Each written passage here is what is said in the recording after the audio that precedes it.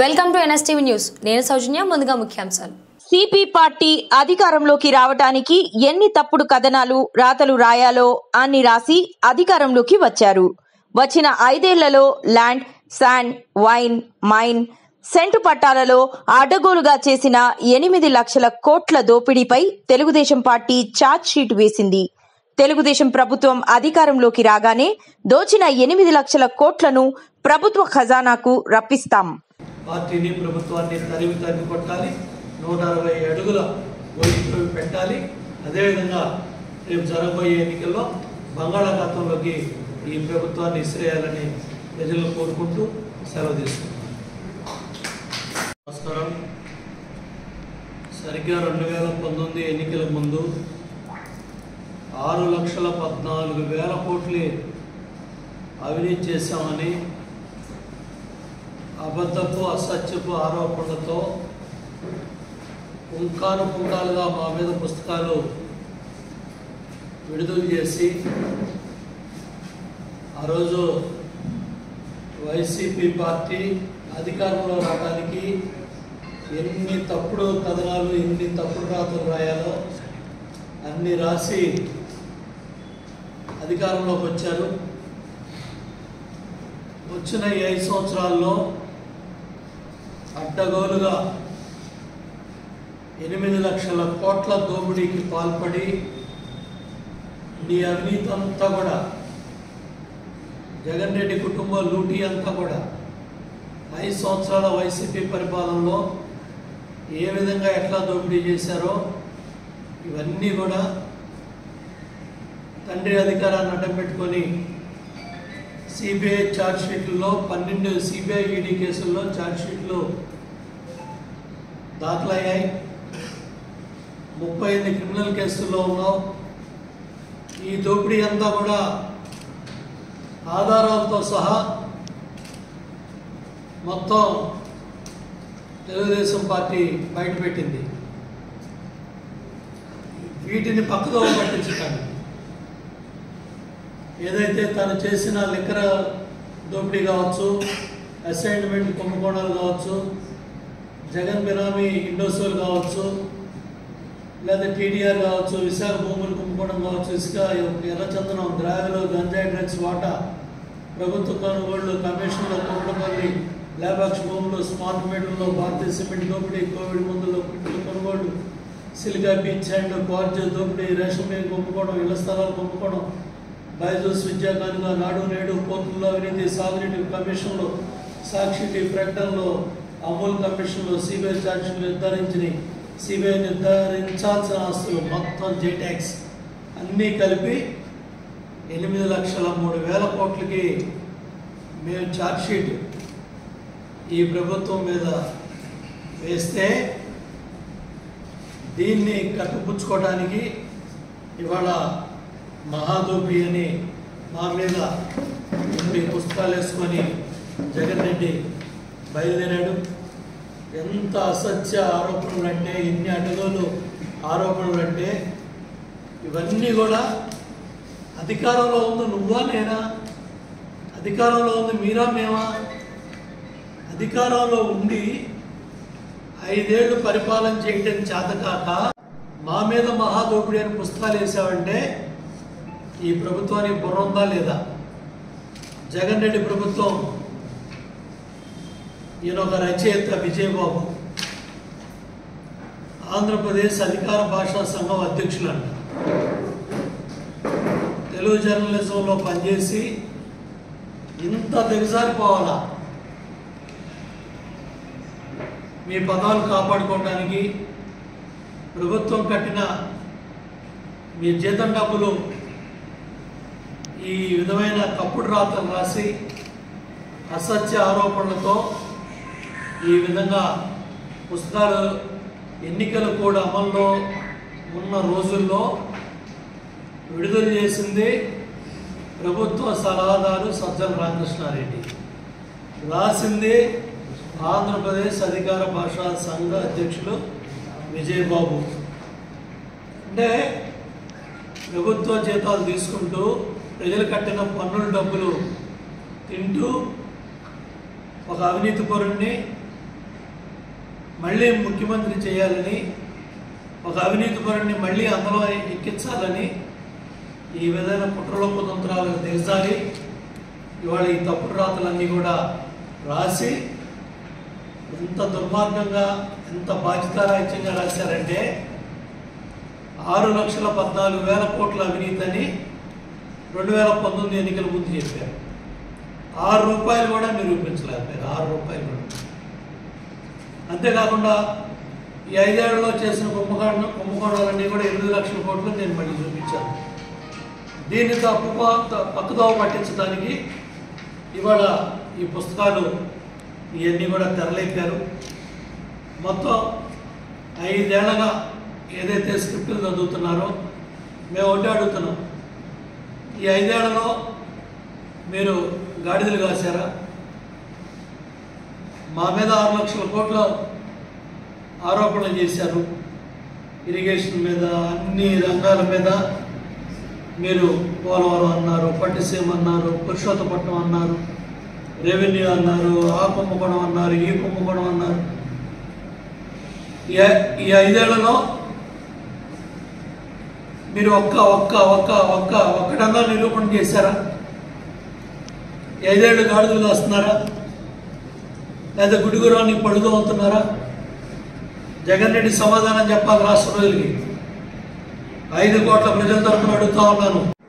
దాన్ని తట్టుకోలేక, దానికి సమాధానం చెప్పలేకే ఎన్నికల కోడ్ నిబంధనలు ఇవన్నీ వచ్చిన తర్వాత ఇవాళ విజయబాబు అధికార దుర్వినియోగానికి పాల్పడ్డాడు. సజ్జల రామకృష్ణారెడ్డి ఎన్నికల కోడ్ ఉల్లంఘనకు పాల్పడ్డాడు. వీళ్ళిద్దరి మీద క్రిమినల్ కేసు బుక్ చేయాలి. ఎన్నికల కమిషన్ స్పందించాలి.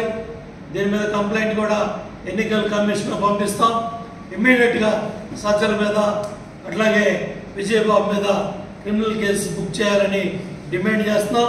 అట్లాగే చర్యలు తీసుకోవాలని కూడా ఎలక్షన్ కమిషన్ కోరుతున్నాం. అదేవిధంగా తెలుగుదేశం ప్రభుత్వం అధికారంలో రాగానే మళ్ళీ ఏదైతే జగన్ రెడ్డి కుటుంబం దోచుకున్న తండ్రి అధికారాన్ని అడ్డం పెట్టుకుంది, ఆ రోజు దోచుకున్న ఈ సిబిఐ, ఈడీ చెప్పిన కేసులు, చెప్పిన 1,000 కోట్లు, 43,000 కోట్ల దోపిడీ ఛార్జ్ షీట్లు, మళ్ళీ 5 ఏళ్ల నీ పరిపాలనలో దోపిడీ అన్నీ వెరసి 8,03,000 కోట్ల దోపిడీ రేపు తెలుగుదేశం ప్రభుత్వం అధికారంలో రాగానే వీటి మీద విచారణ ఉంటుంది. తప్పకుండా ఆ దోపిడీ అంతా, డబ్బులంతా కూడా కక్కించి రాష్ట్ర ఖజానాకి రప్పిస్తాం.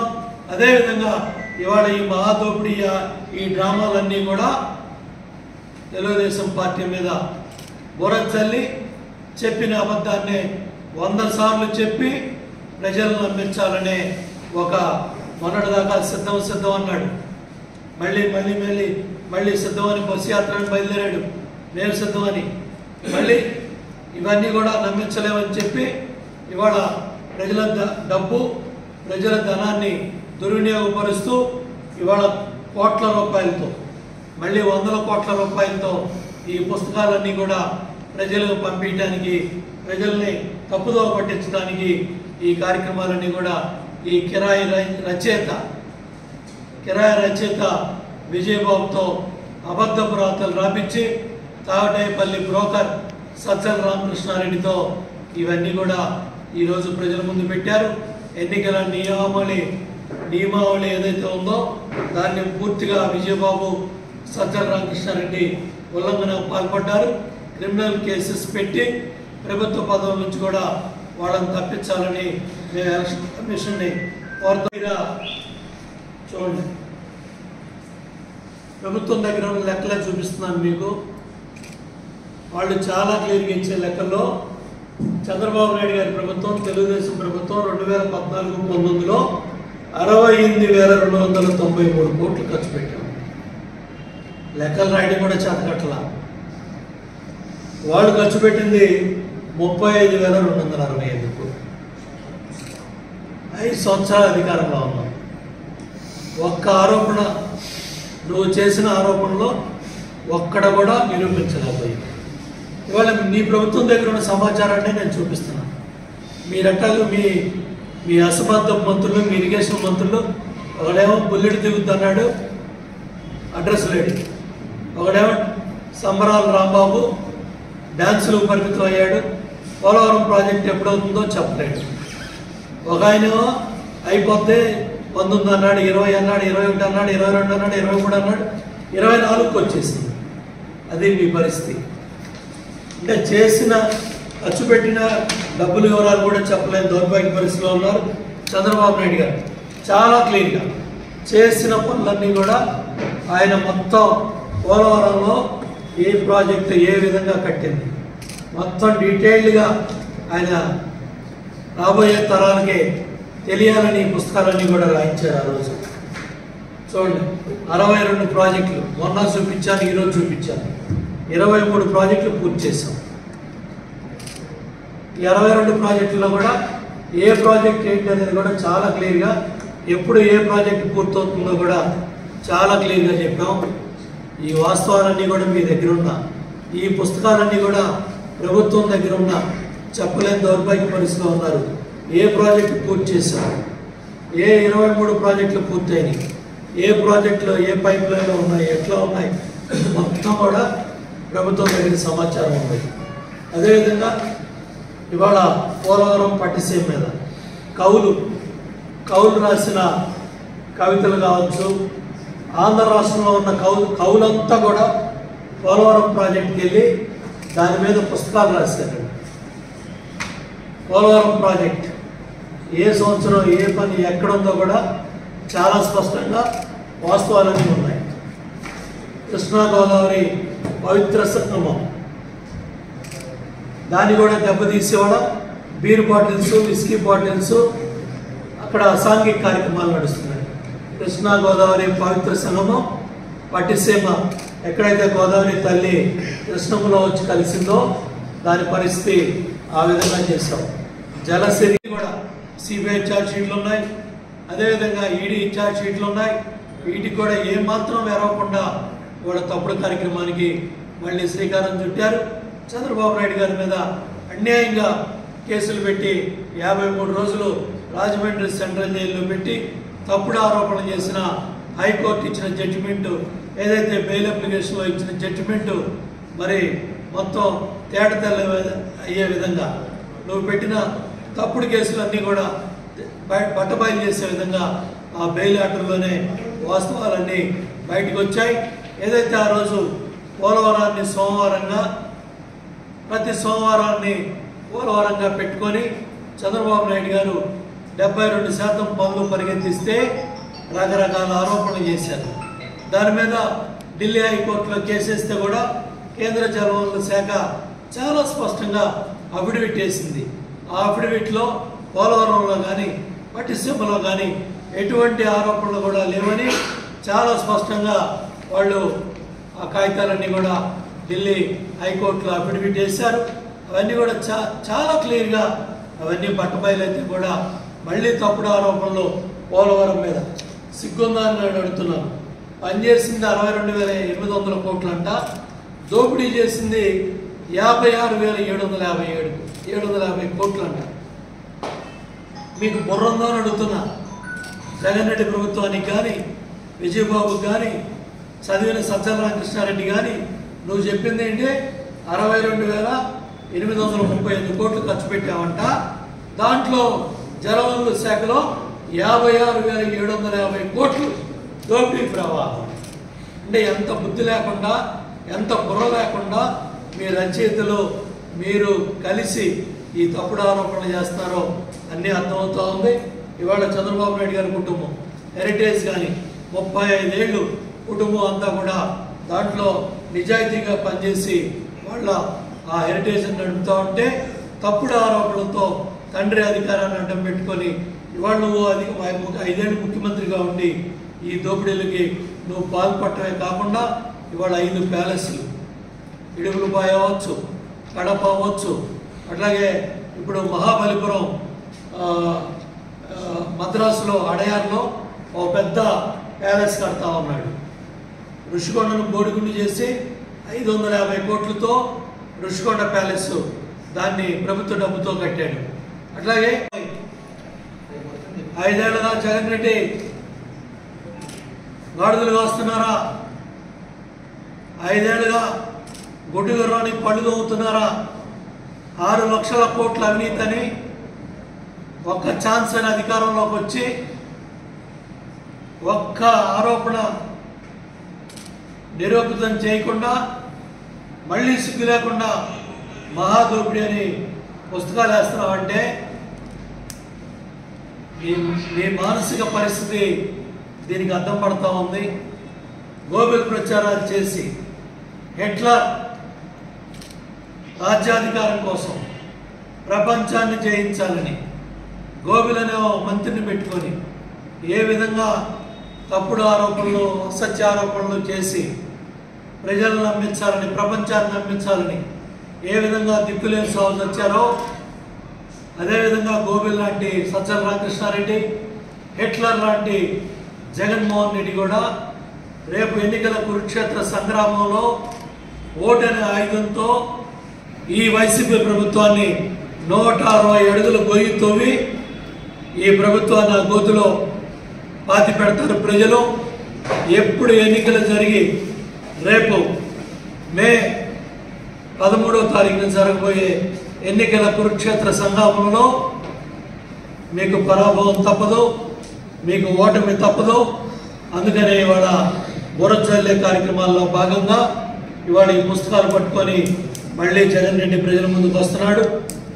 అధికారంలో రావడానికి అబద్ధాలు చెప్పావు, ముద్దులు పెట్టావు, ఈరోజు గుద్దులు గుద్దుతున్నావు. అన్ని రంగాల్లో ఈ ప్రభుత్వం వైఫల్యం చెందింది. పరిపాలన చేయటం చేతకాక చతికిలు పడింది. కరెంట్ ఛార్జీలు 9 సార్లు పెంచావు, బస్ ఛార్జీలు 5 సార్లు పెంచావు, చెత్త మీద పన్నేసావు, land sand wine mine cent పట్ట మీ భూ దోపిడీ విశాఖపట్నం అన్ని వెరసి 8 లక్షల కోట్ల అవినీతిని 1450 కోట్లు. ఒక్క పట్టిసీమల్లో వచ్చిన లాభం 41,000 కోట్లు. దట్ ఈజ్ చంద్రబాబు నాయుడు గారు విజనరీ లీడర్. ఇవాళ ఈ world economic forum deemed cabinet పెడితే 14 మందిలో చంద్రబాబు నాయుడు గారు ఒకరు. దేశం ఇవాళ మెచ్చుకునే ఆయన మేధావి. అటువంటి జాతి సంపదని చంద్రబాబు నాయుడు గారి మీద ఇన్ని తప్పుడు ఆరోపణలు జగన్ రెడ్డి చేస్తున్నాడంటే, ఇటువంటి తప్పుడు పుస్తకాలు వేసి ఈ దోపిడీ అని చెత్తా చెదారాన్ని ప్రజల ముందుకు పంపిస్తున్నాడంటే ఎంత దుర్మార్గానికి. రేపు భవిష్యత్తులో ఈ విజయాలన్నీ కూడా ప్రజలకు తెలియాలని, భావితరాలకు తెలియాలని, ఇవన్నీ కూడా రాబోయే తరాల కోసం ఇవన్నీ కూడా శాశ్వతంగా ఆ రోజు ఏ ప్రాజెక్టులో ఎక్కడ ఏ పని అయిందో కూడా ప్రాజెక్ట్ వైడ్గా ఇవి భావితరాలకు తెలియాలని, ఇవన్నీ కూడా ప్రభుత్వ సంపదగా ఉండాలని, ప్రతి ప్రాజెక్ట్ గురించి ఆ ప్రాజెక్ట్ ఎక్కడుంది, ఏం జరిగింది, ఏం చేసాం, ఏం చెయ్యాలి మచ్చుమరి చూడండి. 800 అడుగుల్లో రాయలసీమకు 365 రోజులు నీళ్ళు వస్తాయి పట్టిసీమలాగా. అటువంటి ప్రాజెక్టు మచ్చుమర్రి వాడు దాని గురించి మాట్లాడే పరిస్థితిలో నువ్వు లేవు. గోదావరి పెన్నా అనుసంధానం, కృష్ణా గోదావరి లాగా, ఇట్లా ప్రతి వంశధార నాగావళి అనుసంధానం, విద్యుత్ సేద్యం, ఇట్లా ప్రతి ప్రాజెక్టు కూడా చాలా క్లియర్గా 670 అవార్డులు జలవనరుల శాఖ రాష్ట్రానికి. అట్లా వస్తే వీటిని బురదజల్లే విధంగా రాష్ట్రాన్ని కరువు రహితంగా తీర్చిదిద్దాలని, అందరికీ నీటి భద్రత కలిగించాలని, సాగునీటి ప్రాజెక్టుల సస్యశ్యామలం చేసే విధంగా ఈ విధంగా చేసిన చరిత్ర ఉన్న తెలుగుదేశం ప్రభుత్వం మీద బురదజల్లే కార్యక్రమాలు జగన్ రెడ్డి పెట్టాడు. నేను ఒకటే అడుగుతున్నా, ఇరిగేషన్ మంత్రిని కానీ మీ మంత్రులందరినీ, దేనికైనా సరే వీటికి ఒక్కదానికి సమాధానం చెప్పే దమ్ము ధైర్యం మీ దగ్గర ఎవరి దగ్గరైనా సరే, ఈ ప్రాజెక్టుల గురించి వీటి గురించి మాట్లాడే దమ్ము ధైర్యం మీకు ఎవరికైనా సరే, ఈ ప్రాజెక్టుల మీద ఇరిగేషన్ మంత్రి అవ్వచ్చు, మీ మంత్రులు అవ్వచ్చు, బహిరంగ చర్చకి సవాల్. సెంటర్ చెప్పండి, ప్లేస్ చెప్పండి, ప్రదేశం చెప్పండి.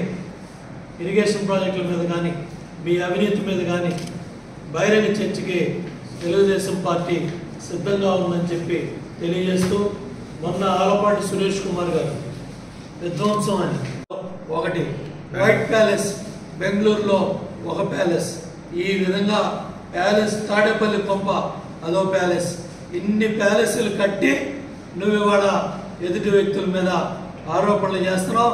దగ్గర అధికారికంగా అనధికారికంగా 16 సూట్ కేసు కంపెనీలు పెట్టాడు. దగ్గర ఈ 16 కంపెనీలతో పాటు 50 సూట్ కేసు కంపెనీలు, అంటే 16 కంపెనీలు అధికారికంగా అనధికారికంగా పెట్టాడు.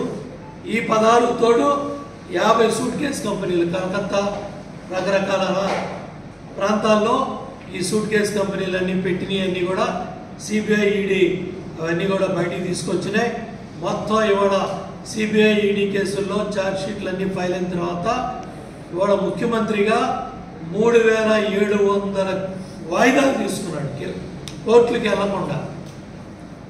దాని మీద పెట్టిన 38 క్రిమినల్ కేసులు సిబిఐ ఈడీ కేసుల్లో ఈ రాష్ట్ర ముఖ్యమంత్రి జగన్ రెడ్డి, నేను వాయిదాకు వస్తే కోట్ల రూపాయలు ఖర్చు అవుతుంది, నేను వాయిదాకు వస్తే హెలికాప్టర్ పెట్టాలి, నేను వాయిదాకి వెళ్తే స్పెషల్ ఫ్లైట్ పెట్టాలని 3700 సార్లు వాయిదా పిటిషన్లు పెట్టాడు.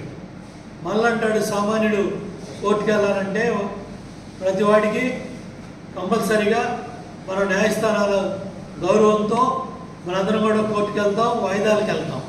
కానీ ఈ రాష్ట్ర ముఖ్యమంత్రి 3700 సార్లు వాయిదాలు తీసుకొని కోర్టుకు వెళ్లకుండా మరి నడుపు వస్తూ ఉన్నాడు.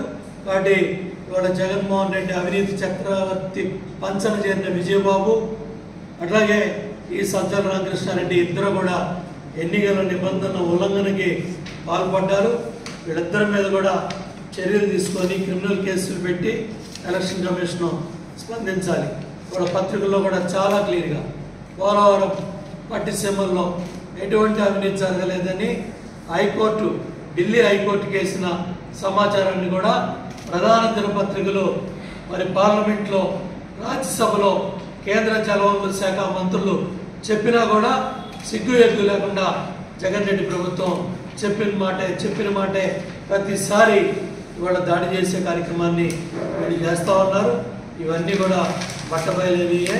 ఇవాళ వీళ్ళు చేసిన ఈ ఆరోపణలు కూడా మొత్తం కూడా మరి ప్రతి చెరువు దగ్గర, ప్రతి కాలువ దగ్గర ఏ విధంగా ఎట్లా చేసామో, కృష్ణమ్మ హారతి ఎలా ఇచ్చామో, ఏ పిల్లవాడిని అడిగినా, ఈ రాష్ట్రంలో ఎవరిని అడిగినా కూడా చింతలపూడి ప్రాజెక్టులో 5000 కోట్లు మంజూరు చేసి 4100 కోట్లు ఖర్చు అయిన ప్రాజెక్టు 5 ఏళ్లలో పూర్తి చేయించలేదంటే నువ్వెంత అసమర్థుడువో, నీ ప్రభుత్వం ఎంత చాతకాని ప్రభుత్వమో, ఎంత దద్దమ్మ ప్రభుత్వమో ఏ ఉదాహరణలు.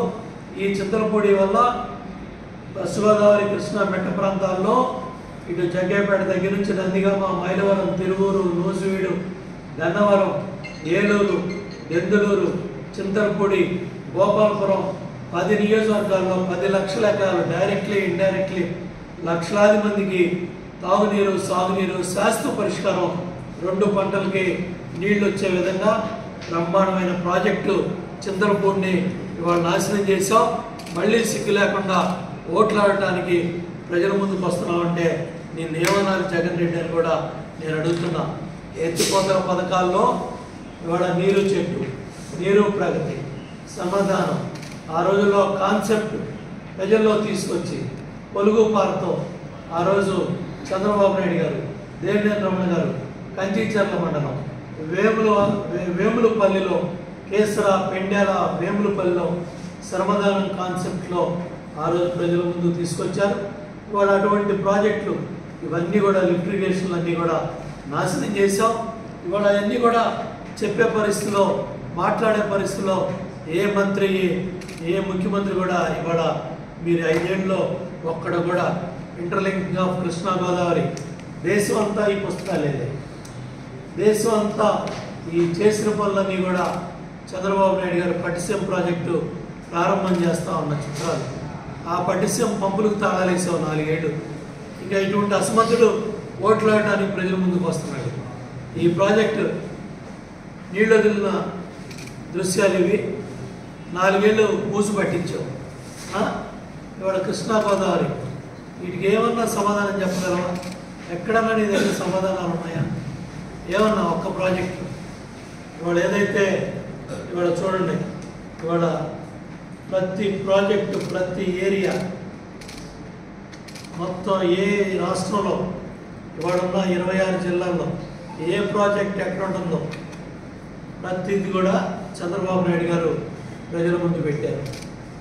భవిష్యత్ తరాల కోసం, భావి తరాల కోసం ఒక ఈ లిఫ్ట్ ఇరిగేషన్ వల్ల, పట్టిసీమ వల్ల 41,000 కోట్ల సంపద ఖర్చు పెట్టింది.